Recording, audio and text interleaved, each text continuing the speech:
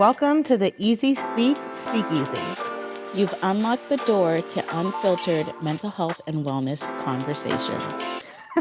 Welcome, everybody, to the Easy Speak Speakeasy, your go-to podcast for unfiltered mental health conversations. Yes. I'm your host, Dahyana, and I am joined by my lovely co-host, Kristi, aka the OG KG. Yeah, here we are, bringing this mental health and knowledge straight to your eardrums, baby. Oh, yeah. And today we've got a really, I think, really cool topic to discuss, which is the ethics of forced psychiatric treatment, which is always a hot button issue. It's something that's really, I think a lot of people have a lot of different opinions about in the field, and lots of people have personal or with themselves or family members experience, and it can be a really tricky situation. So, AJ, do you want to tell our listeners what we mean by forced psychiatric treatment? So this would be when a determination is made that typically made by a clinical person, and depending on where you're listening in the world, that person could be different. But somebody with that has is clinical in nature, and they would make a determination that the person who they are seeing is at some place within their mental health that essentially they must receive at least a window of time where they are receiving psychiatric care. So typically that starts off with a 72-hour hold, and then that can be extended out.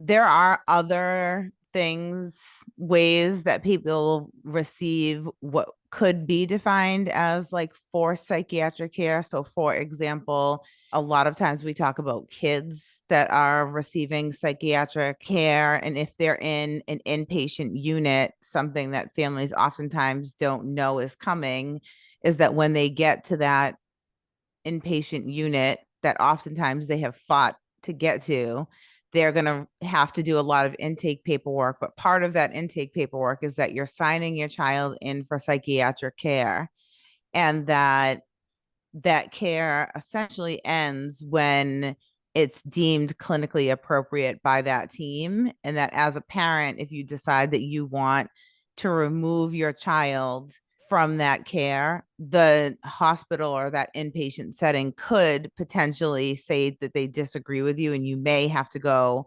before a court or a judge to try to end that care and treatment. So it does range a little bit, but the short answer is care that the person themselves may not be hop, skipping, and jumping through the door to receive. Yeah. And it's one of those things that like nobody wants to do, but sometimes has to be done. Here in Massachusetts, we call it sectioning. I remember the first time that I had to section somebody because they were a legitimate harm to themselves. I believe it was to themselves. They were saying a lot of things about suicide and that they just didn't want to live anymore. And they were adamant. One of the things they said to me was like, I do not want to go to the hospital. Like, I'm trusting you with this information. I do not want to go. And, especially when you have a relationship with somebody, even if it's a clinical relationship, it can feel on some level like you're betraying that person. And there's a part of you that feels like, oh my goodness, I know this person doesn't want this. So you're contending with what the person wants or what they're communicating that they want, and what your duties are as a person who loves them or as a clinical person in their lives, and trying to marry those two things together.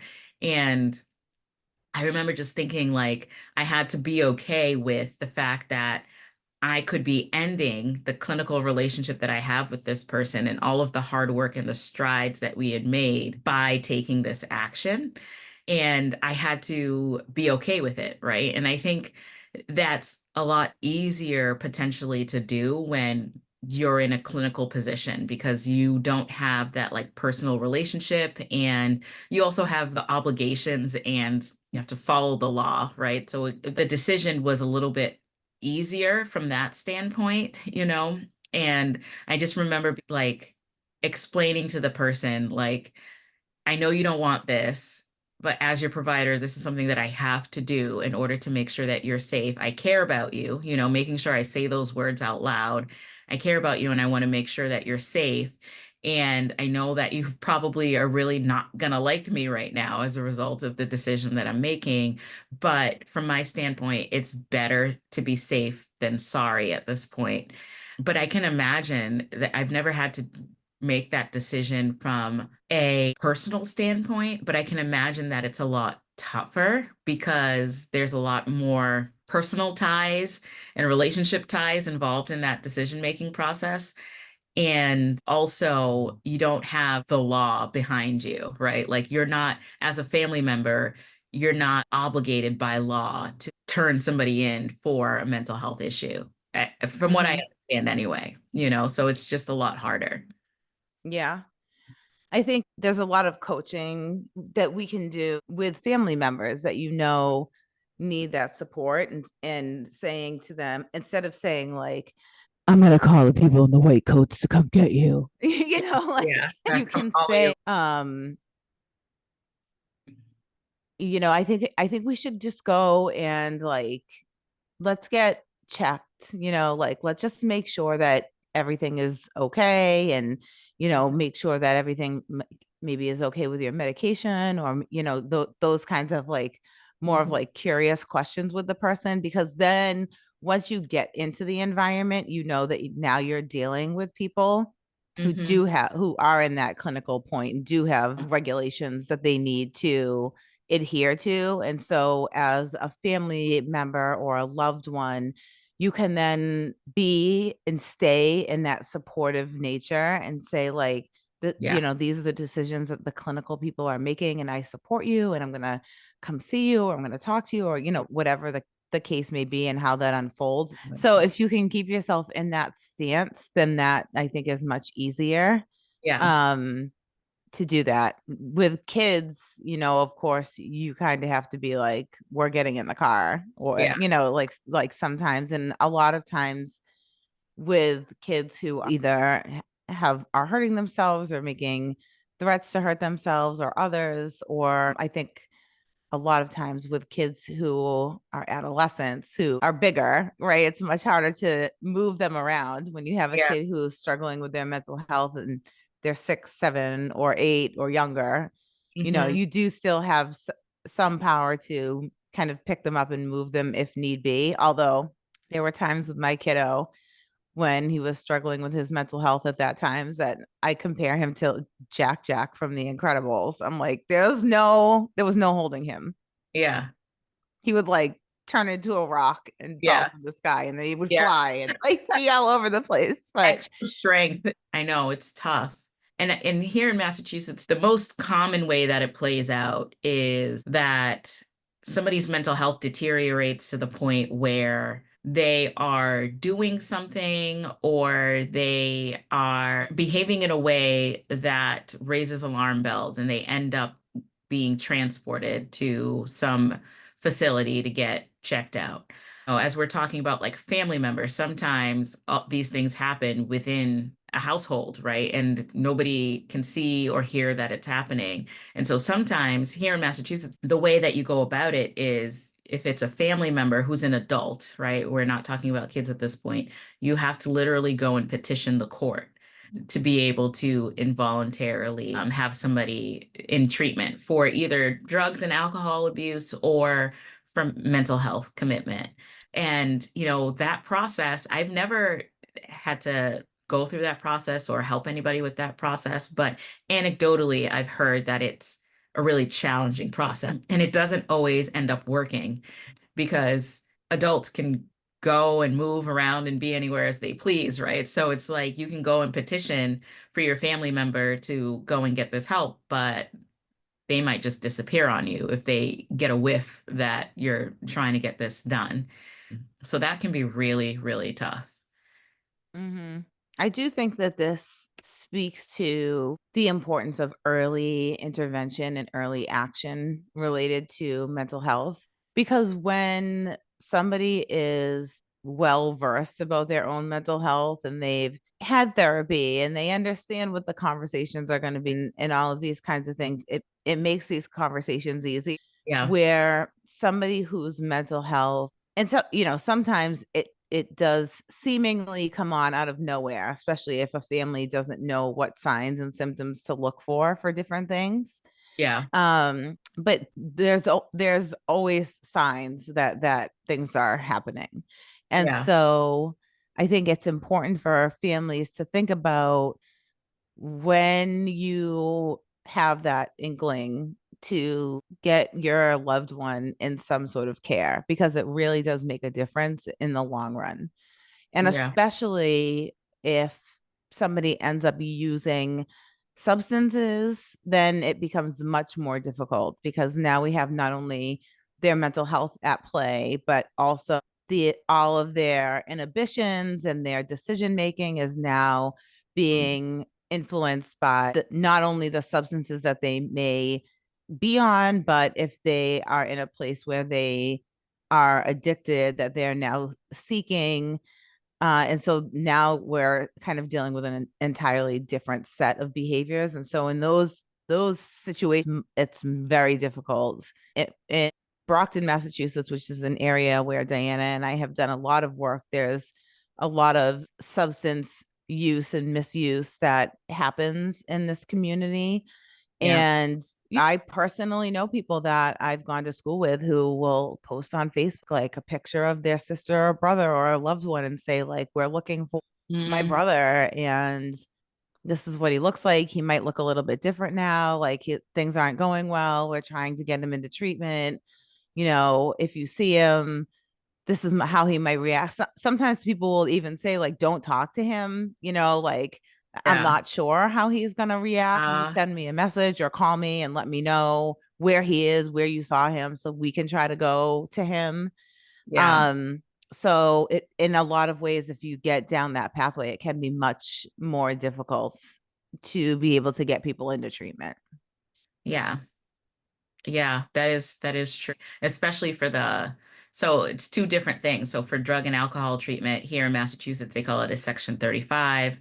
And for emergency mental health commitment, it's a Section 12. Yeah, it's really challenging. I mean, so what you have to do if you're trying to do that, go through the court system is prove that without a doubt, this person is a harm to themselves or to others, right? And sometimes what we think is going to be enough to prove that, it can be really challenging for folks. I know anecdotally, I've heard stories of people being like, we know that, this person is on the precipice of an overdose, but like sometimes that's not enough. You can't just go to the court and say, I think they're going to overdose one day soon, right? Like you need to have evidence. And so sometimes it means that the other shoe has to drop first in order for you to get that treatment, which is one of the gripes that I have with the mental health system in general, especially as it relates to this kind of a thing, is that, oftentimes we're very conditioned for things to be a reaction rather than a proactive approach, right? So we're saying, before we can actually, get this person help, even though they're refusing help on an individual level, we need to make sure that are definitely a harm to themselves. And it's like sometimes the only way to know that somebody is a definite harm to themselves is when the harm and the damage has been done.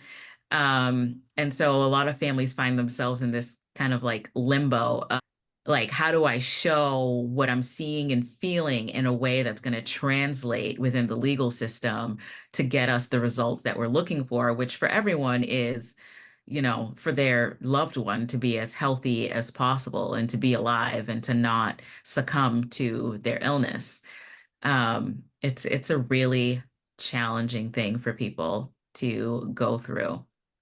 Yeah, I think that, the way that these laws are written makes it difficult because there's not a lot of room for like assessment. It's like this is the situation that they're in. We need to section them because it's an emergency.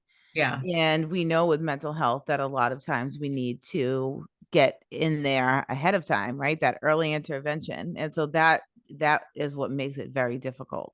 I Yeah. will say, like, on the other side of that, though, the courts do really take into consideration people who may struggle with their mental health, or mental health and like a comorbidity like an autism spectrum, or a developmental delay, or something else like that, Yeah. can oftentimes be functioning members of society, but there are families who will try to take advantage of them and Yeah. try to take control of Yep. and really like guide their lives, Yeah. for a number of different reasons. And Yeah. so the courts are very aware of that. And so, I think like a lot of times people feel like, what the heck, just like go ahead and like do like give them the section. Yeah. um but I think there have been a lot of instances, and to kind of use like a very like off the charts one, but like when we look at something, this is just something because like most people know this, but when we look at like something like Britney Spears, Yeah. right, and like the conservatorship, and Yes. like yeah, she probably needed a lot of support around like her mental health Yep. and all of those things, but then like there's this drastic like thing that gets implemented into her life, and now like she has no ability to make any decisions related to her life at all, and that makes things even worse. Yeah. And those Yes. things happen to every regular schmegular people like us. Yeah. No, it's true. It's a really good point. I mean, one of the things that we teach in some of the trainings that we do is people with mental health challenges are more often the victims. People take advantage of their vulnerabilities. So, yeah, I mean, I think it's tough. I mean, if you're looking at it from like the court's perspective, trying to do the best thing for that individual, you have to weigh a lot of different factors. And oftentimes you don't have a whole lot of time to compute everything, right? Like if you've ever been to court, the judge is like, next, say what you got to say. You got 2 minutes.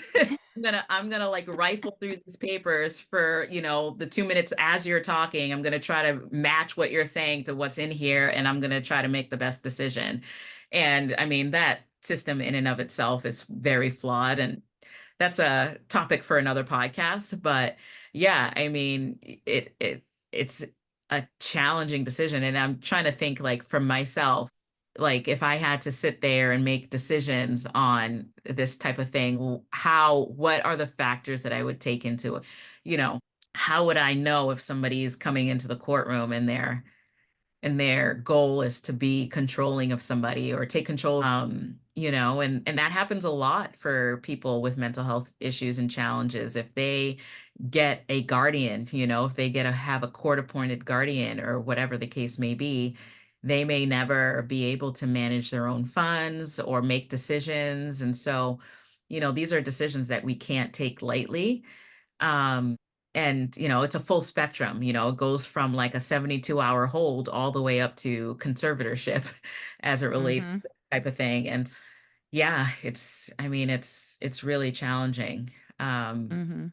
yeah. Yeah, but getting back to this idea of forced psychiatric care, I think, we have to, it's a very difficult thing because we know that when somebody is not able to make good decisions for themselves, that people need to step in and help them, right? And when we think about this, I think a lot of times with psychiatric care, we get this like pic Hmm. that Hollywood has painted of like what somebody, psychiatric care looks like. But a lot of times we talk about brain Hmm. health, right? And so like this is Hmm. also, if we think about like the other end of the spectrum, and a lot of people right now are talking about our aging populations, Yeah. right? That like as the brain ages as well, we start to see things like dementia Hmm. and Alzheimer's and other types of conditions of the brain,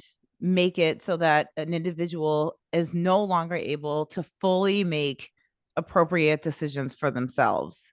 Yeah. And so I think because there's such stigma around mental health. We think about this completely differently than we do with somebody who has dementia or Alzheimer's, right? Like if you say like, oh, my sister takes care of my mom, or lives with my mom because my mom is, suffering with dementia or whatnot, like immediately people are like, oh my gosh, that's so awful. Like, what Hard. must that be Yeah. like?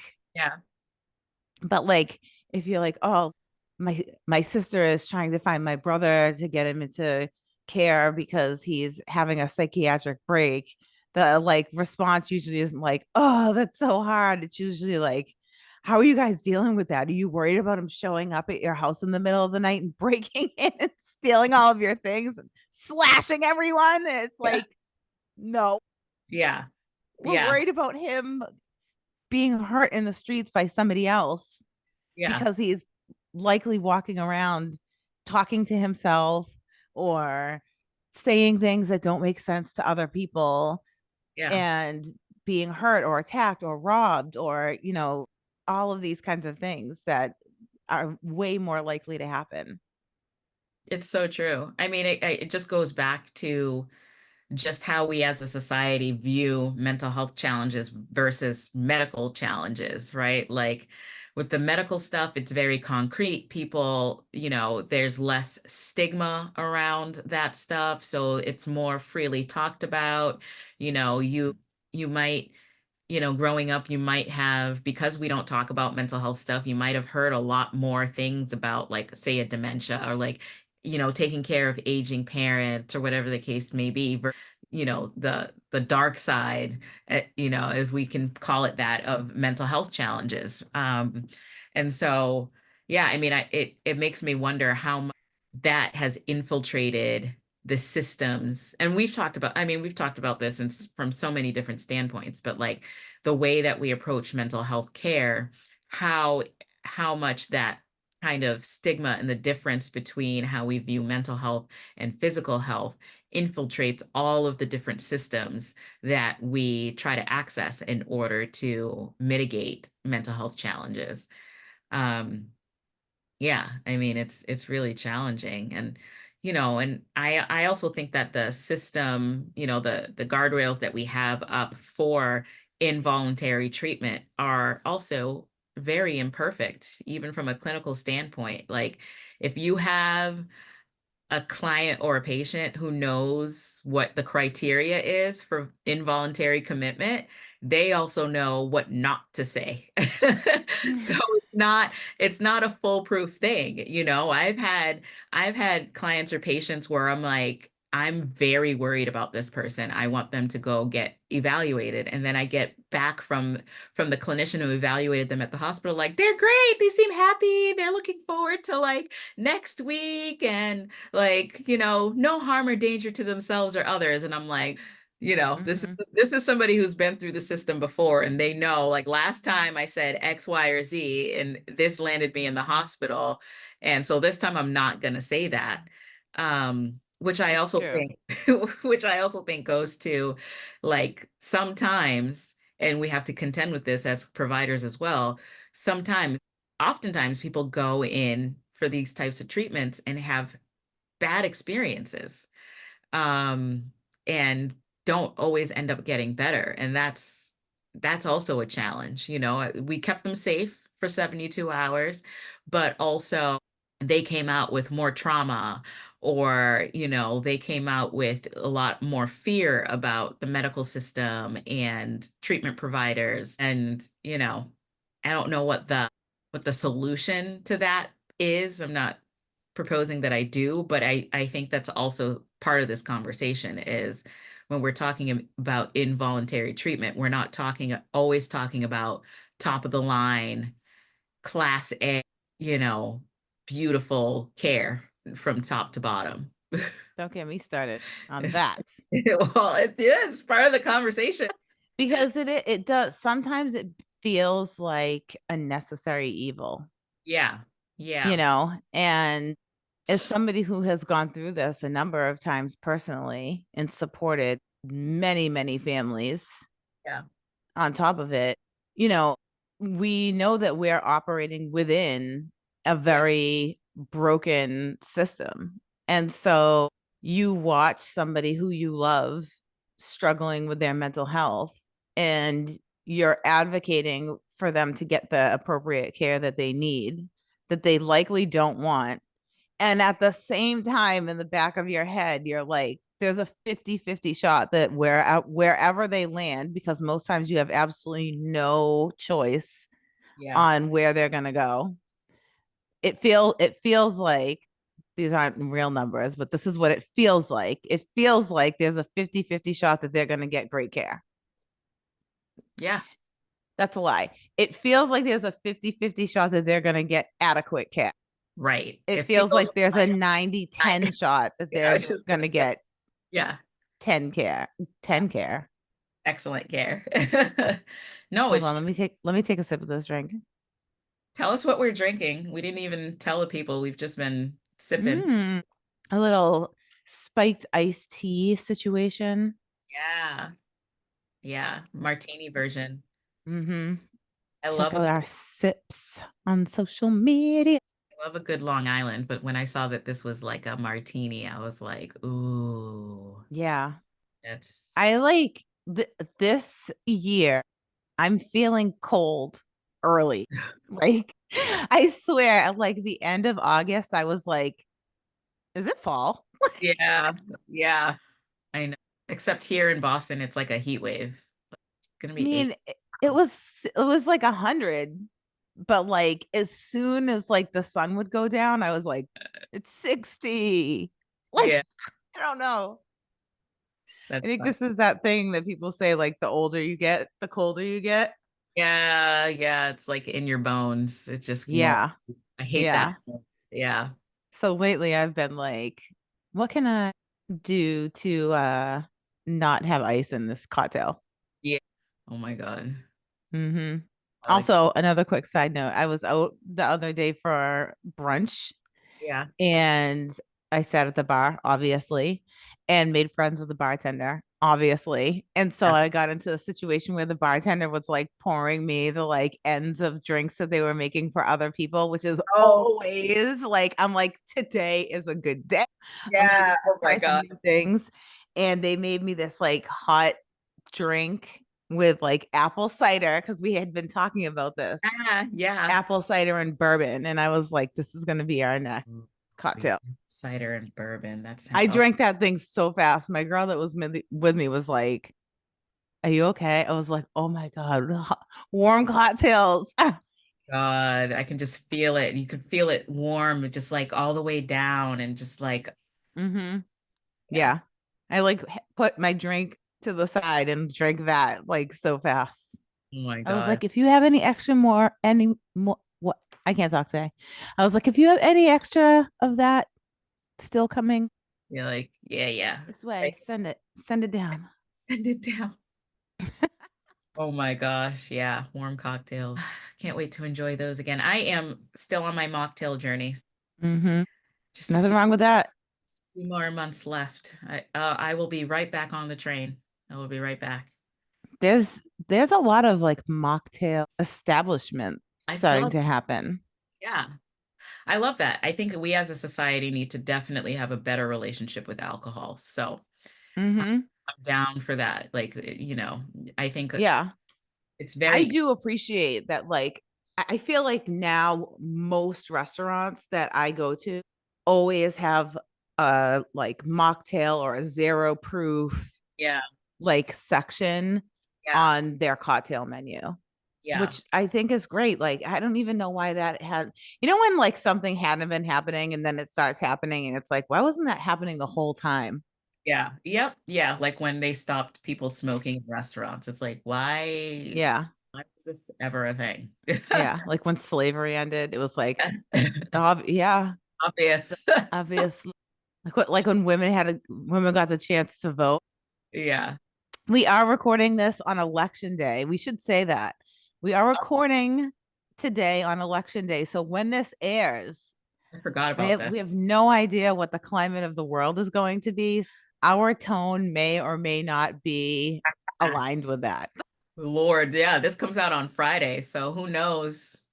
Who knows? I woke up this morning fully prepared to ignore the fact that it's election day. I was just Mhm. like, nope, I'm going to keep myself busy and keep that TV off as long as possible. But of course, my alarm in my room is NPR coming on at 7 a.m. So, like, like Immediately. immediately, I forgot to turn it off last night. It was like immediately, like, it's election day, polls are opening. I'm like, Alexa, off. I like yelled at Alexa like she was like my child that did something wrong. It's like, oh my gosh. So Yeah. I've anyway, prepared to have like nice buzz throughout the day. that sounds lovely. I scheduled a light day today and tomorrow Sounds lovely. because, I scheduled the opposite. I was like, I'm gonna be busy.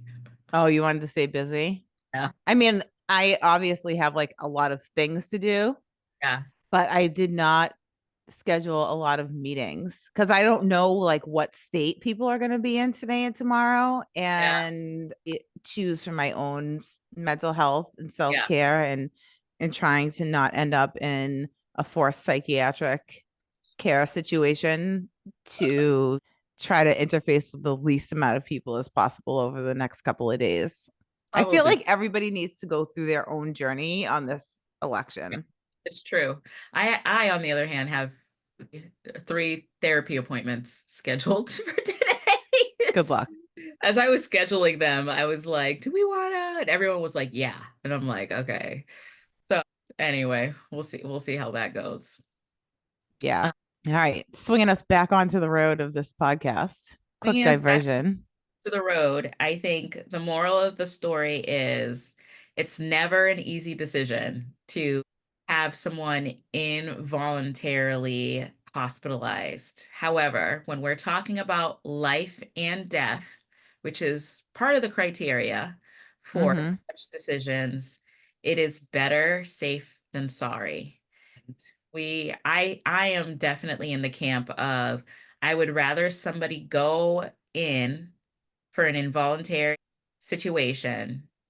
And we know that the experience could be good, it could be bad, it could be, neutral, but at least they're in an environment where they've got eyes on them and people are going to make sure that they stay alive and take the measures to make sure that they stay alive. And I have found that even when I've had to do this for people, even though I was scared about the relationship or what might happen, people always came around on the other side, grateful that someone cared enough to take the action.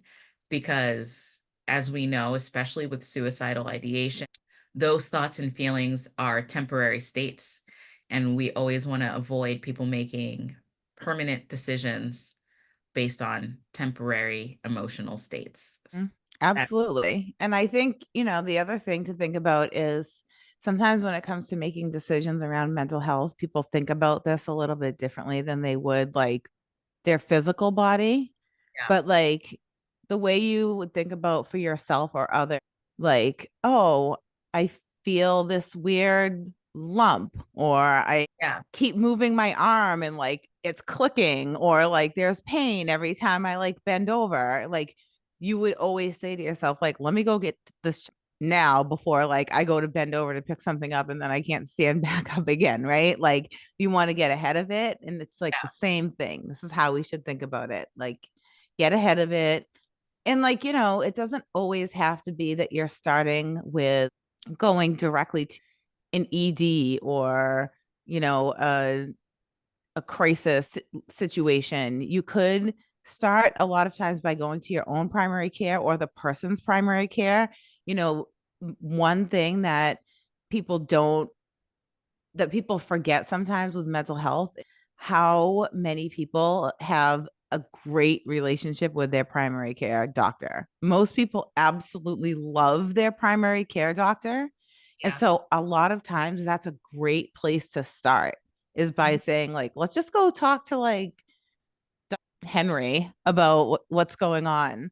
Yep, And a lot of times people are very open to doing that. And then they really trust the advice that comes from their primary care doctor.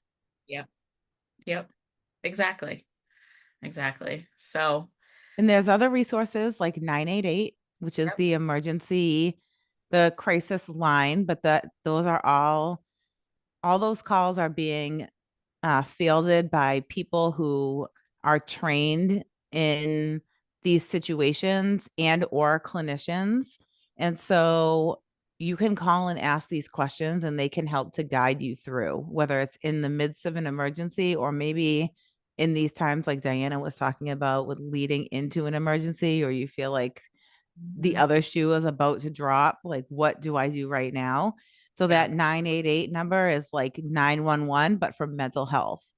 So Yes. utilizing that, and we'll drop resources in the show notes for everyone so that you have some different things that you can refer to if necessary.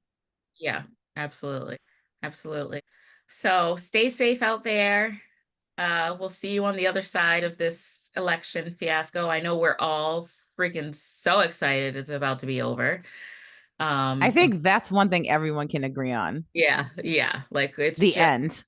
please, please. By the time this is dropped, hopefully we're at the end. Yeah, yes, I know. Well, they were And talking we're about at least like having a collective sigh. collective sigh. Yes. Mm-hmm. Um, and thank you as always for listening. And Yes. don't forget to rate, subscribe, and review, and tell a friend to tell a friend. And let us know what you're thinking or feeling as it relates to this episode topic or anything around mental health, your thoughts on the election, whatever, by visiting us on www.speakpipe.com Yep. Easy Speak on Air, and that'll be in the show notes as well. We want to hear from you. It's just a voice note. You can be anonymous or you can tell us who you are straight up, and we'd love to have a conversation with you all. We'll see you soon. And make sure you stay tuned for our meditation minute. Yeah. Okay, Bye, bye. everyone.